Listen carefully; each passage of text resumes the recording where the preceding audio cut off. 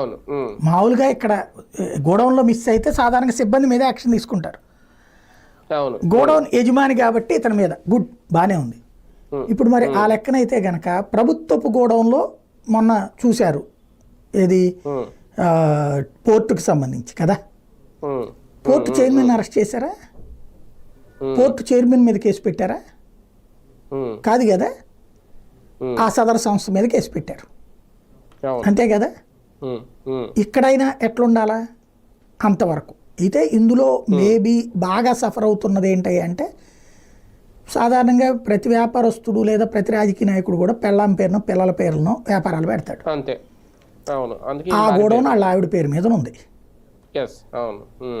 ప్రభుత్వానికి సంబంధించి ఇవాళ ఎట్లయితే మద్యం దగ్గర నుంచి ఇసుక నుంచి అధికార పక్షం వాళ్ళు చేసుకున్నారు, ఆ రోజున కూడా ఆ కాంట్రాక్ట్ ఆయనే తీసుకున్నట్టున్నాడు. ఏది ఆ గోడౌను. అతనికి కేజీ ఒక బస్తాకి 5 రూపాయలు డబ్బులు వస్తాట అద్దె, నెలకి ఒక బస్తాకి 5 రూపాయలు.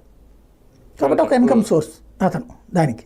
అక్కడ ఒక 10,000 బస్తాలు పెట్టంటే 10,000 5 రూపాయలు కదా, 5 బదులు 50,000 కదా నెలకి డబ్బులు వచ్చేసినట్టే కదా అతనికి. కొంత ఒక ఇన్కమ్ సోర్స్. సాధారణంగా ఈ కాపుల్లో చాలామంది చేసే పని ఏంటంటే ఇలాంటిది, అంటే కాపులు కానీ వైశ్యాస్ కానీ మీరు ఇలాంటి వర్గాలు చేసేది అంటే, ఇక్కడ రెడ్డి కమ్మ సామాజిక వర్గాల వాళ్ళేమో ఒక పెద్దది కాంట్రాక్ట్